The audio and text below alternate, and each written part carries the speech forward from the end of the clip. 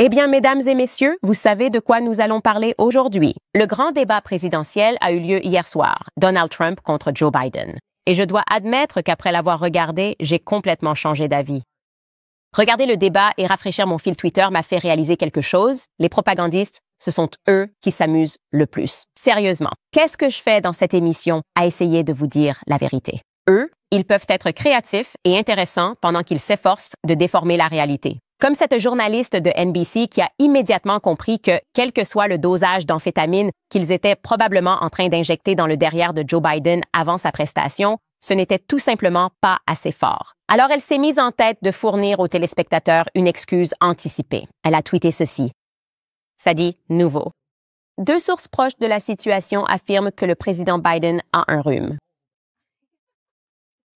Un rhume, les gars. Ouais, je me disais qu'elle avait peut-être mal orthographié démence, mais allons-y avec ça. Joe Biden avait un rhume hier soir. Aujourd'hui, je suis elle. Je suis Kelly O'Donnell de NBC. Je suis ça.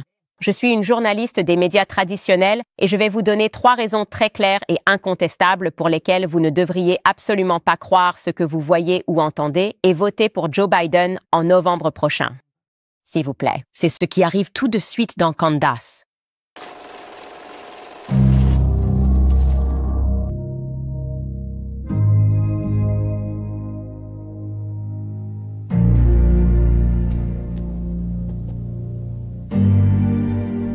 Bon, les gars, je ne sais pas si la dernière version du COVID est sortie hier soir, mais il me semble que beaucoup de gens avaient un rhume hier soir.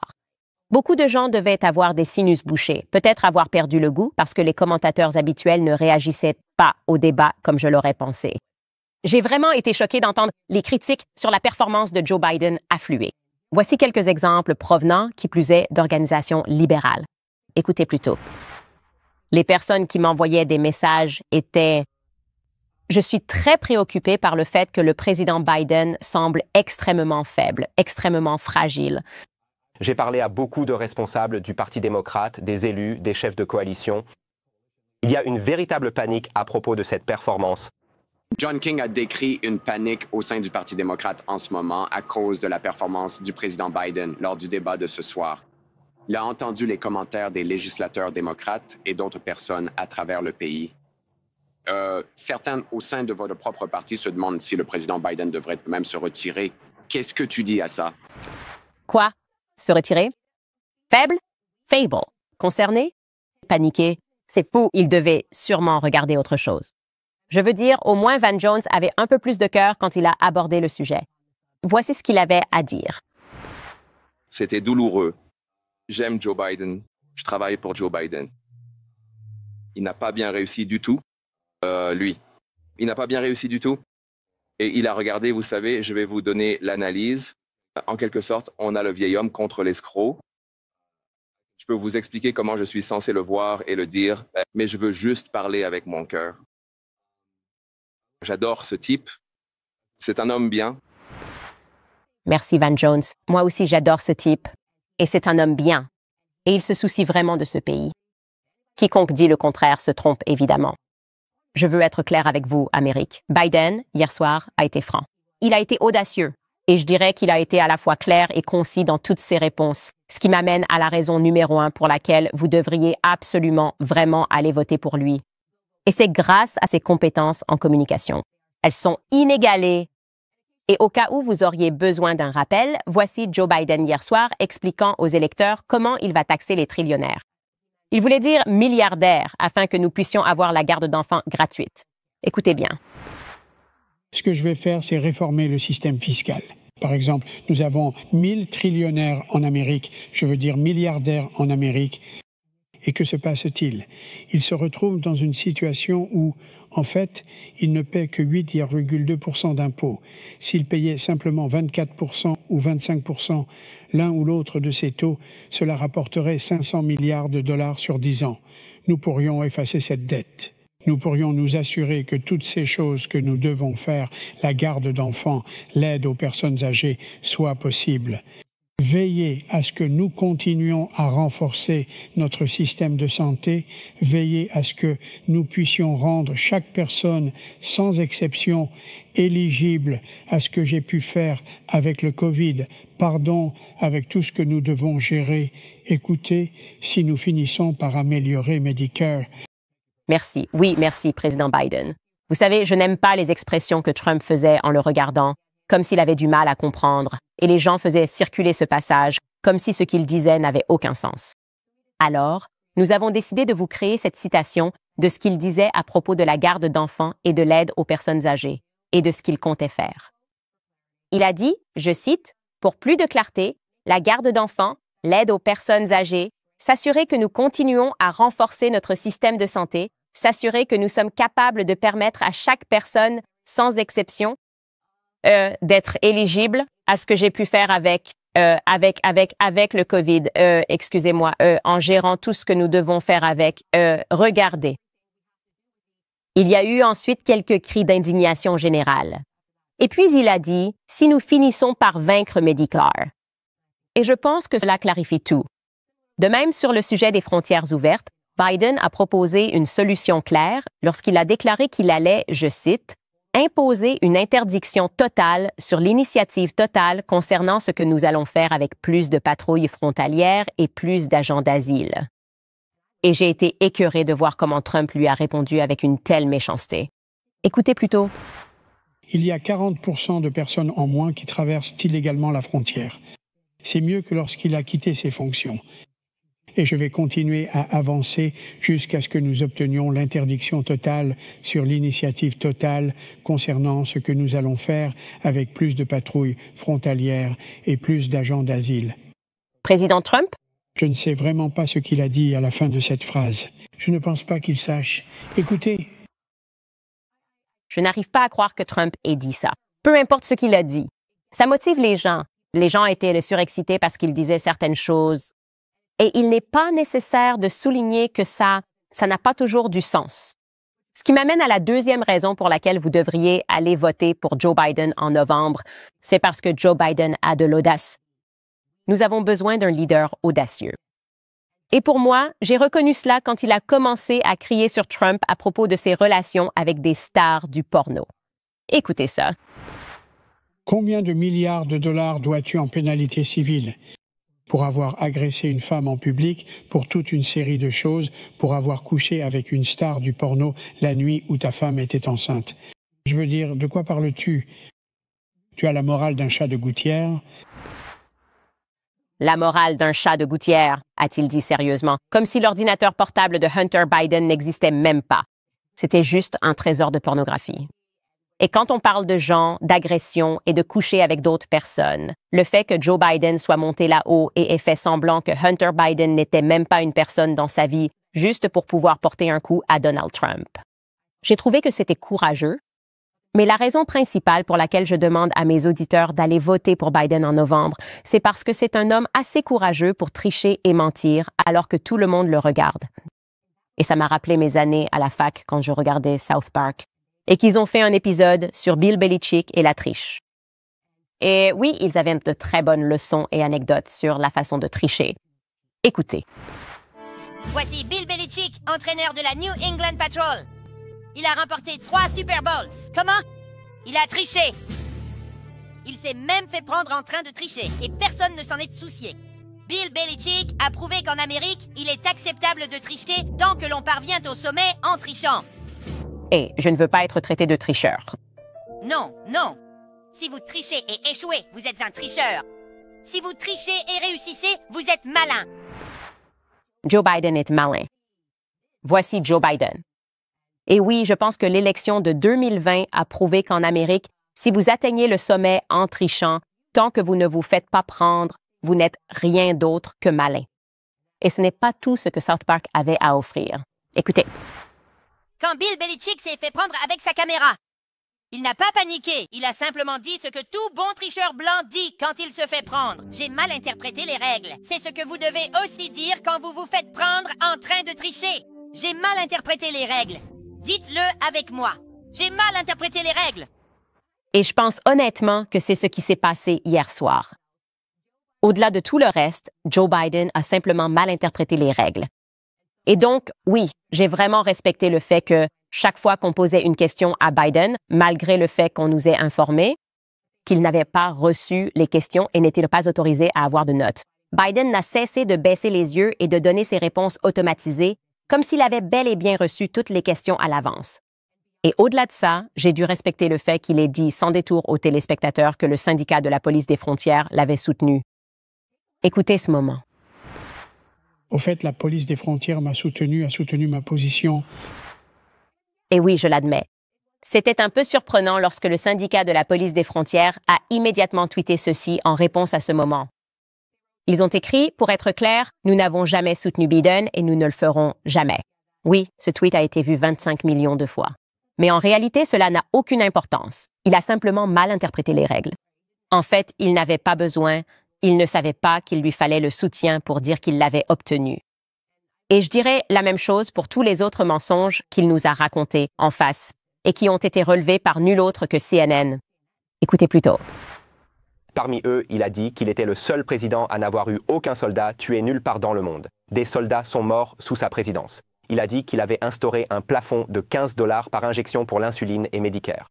C'est en réalité un plafond de 35 $ par mois. Il a dit qu'il y avait un plafond de 200 $ sur les dépenses médicaments et Medicare. C'est en fait 2000 $ par an. Il a dit que la frontière comptait désormais moins de passages qu'à l'époque de Trump. Ce n'est généralement pas vrai. Il a dit, ou du moins fortement suggéré, que le chômage était à 15% lorsqu'il a pris ses fonctions. Il était de 6,4%. Il a dit que Trump voulait supprimer la sécurité sociale. Trump, non. Il a dit que les milliardaires payaient 8,2% d'impôts. C'est plus élevé. Il a dit que Trump avait dit aux Américains de s'injecter de l'eau de Javel pendant le Covid. Nous savons que Trump a fait commentaire insensé sur l'étude de l'injection de désinfectants, mais il ne l'a pas présenté comme un conseil.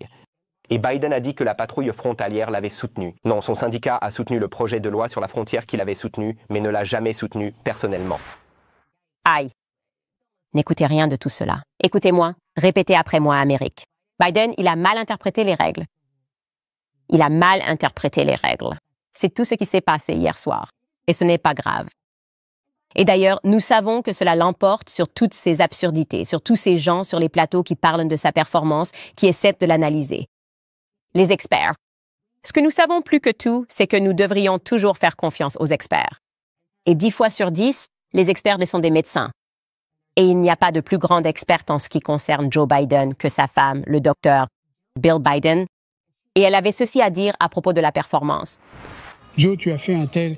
Quel beau travail. Vous avez parfaitement répondu à toutes les questions posées. Vous connaissiez absolument tous les faits importants.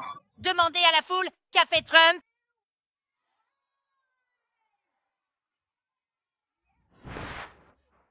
J'aime beaucoup ça parce qu'elle est vraiment une maman avec son tout petit. C'est moi avec mon fils quand il mange ses légumes au dîner. Je lui dis, Georgie, tu as fait un si bon travail. Et puis tout le monde dit, ouais. Dans la cuisine, on applaudit tous et on le fait se sentir tellement bien. Et il lève les yeux et il sourit. C'est juste, c'est magnifique. C'est une relation touchante et magnifique. La première dame, Dr. Joe Biden, et son mari, le petit Joe. Voilà, c'est tout, les amis. Vous savez quoi faire en novembre? Ne croyez pas ce que vous voyez de vos propres yeux. Ne croyez pas ce que vous entendez et faites confiance aux experts. Et devinez quoi? Si vous le faites, ce sera probablement plus ou moins la même chose que ce à quoi nous avons déjà eu affaire. On a vu Joe Biden en difficulté hier soir, mais nous savons tous que la majorité des Américains, malheureusement, souffrent et peinent sous sa présidence. Avec quoi? Eh bien, les factures du quotidien, la nourriture, l'essence et même l'électricité. Si vous êtes propriétaire, j'aimerais que vous fassiez quelque chose pour moi. Appelez mes amis chez America Financing. Les taux d'intérêt sont descendus dans les 5%, ce qui représente presque un quart du taux moyen des cartes de crédit.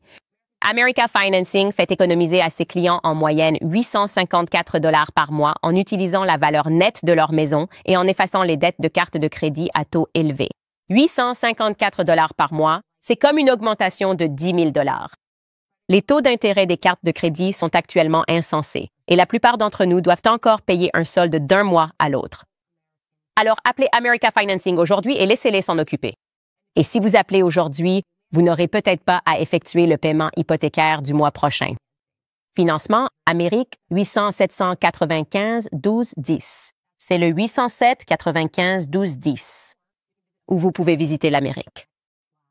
Owens. Très bien, les gars. Maintenant, il est temps d'entrer dans quelques histoires. Mais avant d'entrer dans quelques histoires, je tiens à vous rappeler d'aller sur locals.com, de soutenir l'émission dans la mesure du possible pour nous garder libres et indépendants. Vous pouvez également vous rendre chez Candace et récupérer votre Standy Cup. Ces mesures seront abandonnées très prochainement, probablement d'ici la semaine prochaine. Et bien sûr, abonnez-vous à la chaîne YouTube, car nous sommes tout près d'atteindre les 2 millions d'abonnés.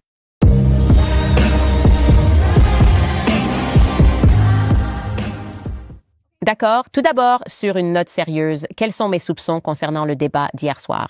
Eh bien, je pense que la majorité des gens reconnaissent que cela semble un peu trop parfait, non? Ils l'autorisent à monter sur scène. C'était l'idée de leur équipe de le mettre sur scène. Ils savent que cet homme est en plein déclin. Il a de la démence. Je veux dire, il ne fait aucun doute qu'il a de la démence. Et d'ailleurs, il est atteint de démence depuis qu'il a été élu pour la première fois. Ils ont simplement utilisé le COVID comme un moyen de le protéger du public en prétendant qu'ils étaient simplement inquiets, vous savez, de la propagation des virus. Malheureusement, comme cela fonctionne, au fil des années, cela peut évoluer assez rapidement. Et c'est ce que nous voyons. C'est pour ça qu'il a cette bouche grande ouverte, non? Quand vous le voyez avec ce regard lointain. Pour tous ceux d'entre nous qui ont eu des proches atteints de démence, nous reconnaissons ces signes. On le remarque même dans sa démarche, n'est-ce pas, dans la façon dont il marche. On reconnaît que c'est un homme qui souffre d'une forme de démence, et ils ne permettent pas au public américain d'en être informé, ou du moins, ils ne l'ont pas permis par le passé. Alors quand tout à coup ils se mettent tous, et je parle ici des médias traditionnels, à répéter exactement les mêmes éléments de langage, ils disent tous le mot panique, il y a de la panique, il y a de la panique. Je crois même que c'était le bandeau sur CNN qu'il y avait toute cette panique et que des sources au sein du DNC s'inquiétaient. Nous devrions nous en méfier, non? Parce qu'ils sont les plus grands menteurs du monde entier. Ils ont passé 4 ans à nous dire qu'il n'y avait rien qui clochait chez lui et que toute personne affirmant le contraire était simplement méchante. Quand ils opèrent un tel revirement, cela signifie que c'est quelque chose qui a été décidé. Et ce que je soupçonne qui va se passer, c'est qu'on va se retrouver dans un scénario où ils vont simplement l'échanger. Ils vont le remplacer. Ils vont mettre quelqu'un d'autre à sa place. C'est exactement ce qu'ils veulent. Ils ne voulaient pas faire la course avec quelqu'un d'autre. Et maintenant, ils vont soudainement dire « Oh, nous allons peut-être installer quelqu'un comme Gavin Newsom. » Vous voulez un accord? Avec un vrai méchant. Nous aurions une présidence Gavin Newsom, quelqu'un qui fait pleinement partie de leur écosystème et qu'ils peuvent contrôler sans avoir à se soucier du fait qu'ils ne peuvent pas le mettre devant une caméra, n'est-ce pas? Ils doivent littéralement, chaque jour, se réveiller inquiets du fait qu'ils ne peuvent pas le mettre devant une caméra. Joe Biden ne peut pas être mis devant une caméra. C'est finalement embarrassant. C'est trop de travail pour eux de s'inquiéter de savoir si le président des États-Unis va perdre le contrôle de ses intestins. Lors d'événements publics, cela ne peut tout simplement pas durer. Vous avez des gens qui le raccompagnent hors de la scène, vous savez, comme s'il était leur client ou plutôt leur patient. Et donc, ils sont prêts à l'échanger contre un modèle plus récent, quelqu'un qu'ils peuvent contrôler. Et je suis très inquiet quant à l'identité de cette personne. Donc, pour que cette course reste, je suppose, authentique d'une quelconque manière, même si elle ne l'est pas, vu tout ce qu'ils font. En réalité, je souhaite que Joe Biden reste le candidat démocrate, et je ne pense pas que cela arrivera. Passons à une autre histoire. Donc, Piers Morgan m'a répondu. Il a répondu à l'épisode? Évidemment, nous avons suivi l'affaire Brigitte Macron, et j'ai été assez stupéfait d'apprendre que Piers Morgan a intentionnellement propagé un mensonge à tous ses téléspectateurs en faisant croire que la journaliste qui avait mené l'enquête était poursuivie pour diffamation pour avoir menti sur le sexe de Brigitte Macron. Et bien sûr, comme je vous l'ai révélé, c'est une affaire très sérieuse. Vous devriez y prêter attention, car c'est sadique. Non, le journaliste Xavier Poussard n'a absolument pas été poursuivi. Il est le rédacteur en chef de Faits et Documents. Ils n'ont été poursuivis d'aucune manière. En réalité, c'est lui qui poursuit l'État en justice pour obtenir des documents afin de prouver une bonne fois pour toutes que Brigitte Macron est en fait Jean-Michel Trognot.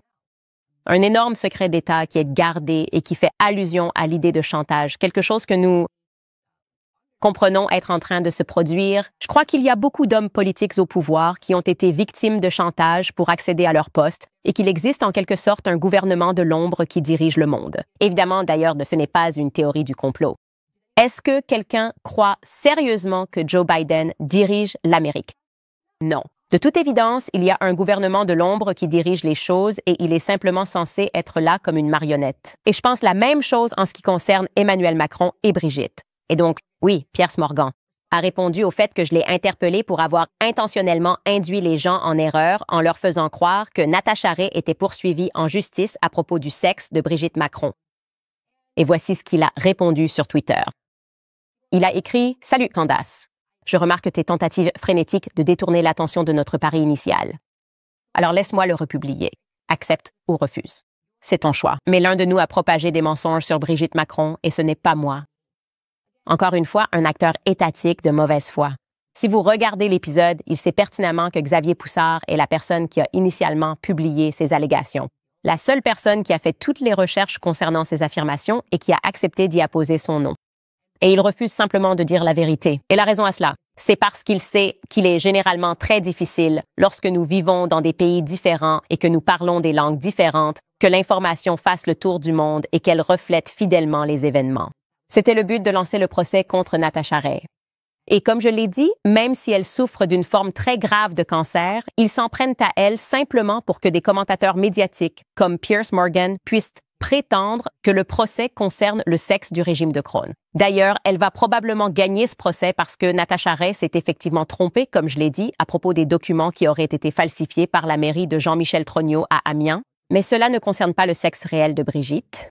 Alors les médias vont ensuite répéter en boucle « Oh, le procès en diffamation ». Brigitte a gagné le procès en diffamation. C'est un mensonge.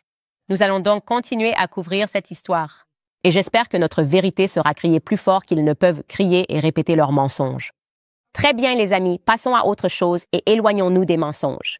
Évidemment, j'ai toujours été très transparente sur le fait que mon député préféré de tous les temps est Thomas Massie. Il est absolument incroyable.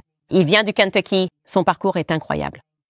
Et l'une des choses que j'admire vraiment chez lui, c'est sa force à tenir tête aux groupes qui essaient constamment de faire pression et de manipuler nos politiciens, des groupes comme l'IPAC qui s'en sont pris à Thomas Massie pour ses positions America First. Pas un seul centime envoyé à l'étranger tant que l'Amérique n'est pas prise en charge en priorité. C'est sa politique pour tous les pays. Et quand il n'a pas accepté l'idée qu'il fallait envoyer plus d'argent à Israël, ils ont soudainement voulu le faire sortir du Congrès et ont commencé à dépenser de l'argent pour essayer de l'évincer. Et Thomas Massie, comme je l'ai dit, a vraiment été un véritable taureau. Eh bien, je pense que, sans que la majorité du public ne le sache, il traversait quelque chose de très personnel, dont les détails n'ont pas encore été rendus publics. Mais il a publié qu'il avait perdu sa femme et son amour de lycée ce matin. Et j'ai eu le cœur brisé en lisant ces tweets. Je veux simplement vous les lire dans leur intégralité. Il a écrit « Hier, mon amour de lycée, l'amour de ma vie depuis plus de 35 ans, la mère aimante de nos 4 enfants, la femme la plus intelligente et la plus gentille que j'ai jamais connue, ma belle et sage reine pour toujours, Rhonda, est montée au ciel. Merci pour vos prières pour notre famille en cette période difficile. Elle était majeure de promotion dans notre lycée où nous sommes allés ensemble au bal de promo, accepté au MIT et à Harvard, a obtenu un diplôme d'ingénierie mécanique du MIT et a consacré sa vie à notre famille. La semaine dernière, nous avons passé du temps à visiter le Mont Rainier avec notre petit-fils.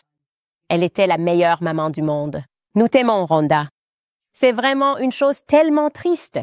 Et comme je l'ai dit, on ne sait jamais ce qui peut arriver. La vie n'est évidemment pas garantie et on ne sait jamais ce que quelqu'un traverse. Et voir ce qu'il a traversé en tant qu'élu défendant les valeurs américaines, puis maintenant, en combinant cela avec ce que nous réalisons et reconnaissons qu'il vivait dans sa vie personnelle, c'est déchirant.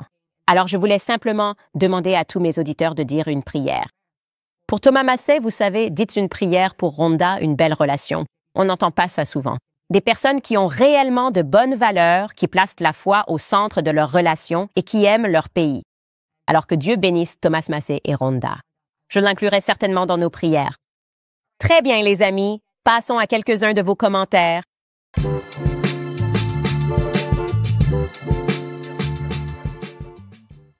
Les premiers commentaires concernent Tucker Down Under. C'était un plaisir de le voir gérer ses journalistes, car nous savons qu'ils sont tous tellement malhonnêtes.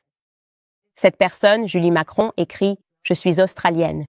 J'ai presque autant honte de nos médias que j'ai honte des médias américains. Et bien sûr, puisque l'Australie est l'Amérique junior, je regarde de près ce qui se passe dans votre pays, car je sais que nous sommes constamment dans votre sillage, sombrant dans le pire du pire. C'est absolument embarrassant à l'échelle mondiale. » Cette soi-disant journaliste devrait se cacher dans un placard pendant un moment parce qu'elle s'est complètement fait ridiculiser par Tucker et c'est bien mérité. Tu n'as pas à avoir honte parce que, comme tu l'as dit, nous sommes en quelque sorte des cousins éloignés et nous avons exactement les mêmes médias.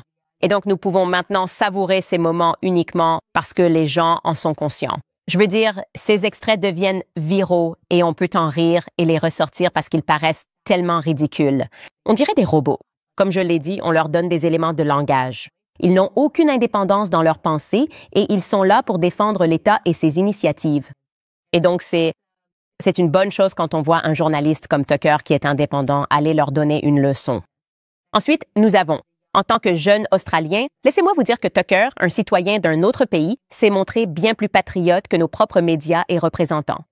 Chaque Australien devrait écouter ce discours et en être encouragé. La plupart sont travailleurs, conservateurs, honnêtes et défendent les plus faibles. Nous devons nous défendre et être fiers de qui nous sommes sans nous excuser. Ma famille est composée d'immigrants d'Afrique du Sud. Et le climat d'aujourd'hui je veux que nous soyons fiers d'être afrikaners. Je refuse de voir les Australiens recevoir le même traitement. Nous n'avons pas immigré juste pour plier à nouveau le genou. Et oui, vous avez raison. Il semble y avoir cette culture de plier le genou parce que les gens ne veulent pas être traités de noms méchants comme nous en avons parlé hier. Vous ne voulez pas être qualifié de raciste ou de suprémaciste blanc. Et donc, vous laissez tout ce qui a de la valeur dans votre vie être détruit par l'État, pendant que l'État vous méprise et envoie des journalistes et des reporters pour vous faire vous sentir mal. À propos du fait que vous avez de bonnes valeurs. Et je crois vraiment que tout cela est très intentionnel et que nous ne sommes pas simplement en train de devenir une nation communiste. Nous sommes en train de devenir un globe communiste à l'échelle mondiale. Tout donne l'impression de devenir communiste. Ensuite, nous avons Kim Z. Elle a écrit « Candace, c'est un phénomène mondial.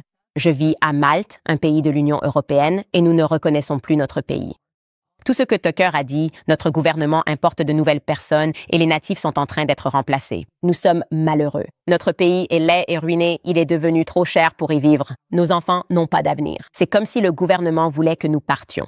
En réalité, ils ne veulent pas que vous partiez. Ils veulent simplement que vous soyez asservis. Comme je l'ai dit, c'est modernisé, c'est actualisé et les médias sont là pour vous maltraiter psychologiquement. Et ce qui devient effrayant, c'est la génération qui arrive, celle qui ne se souviendra pas, ou plutôt qui n'aura aucun souvenir de ce qu'était le pays avant cela, car elle acceptera cela comme sa nouvelle norme.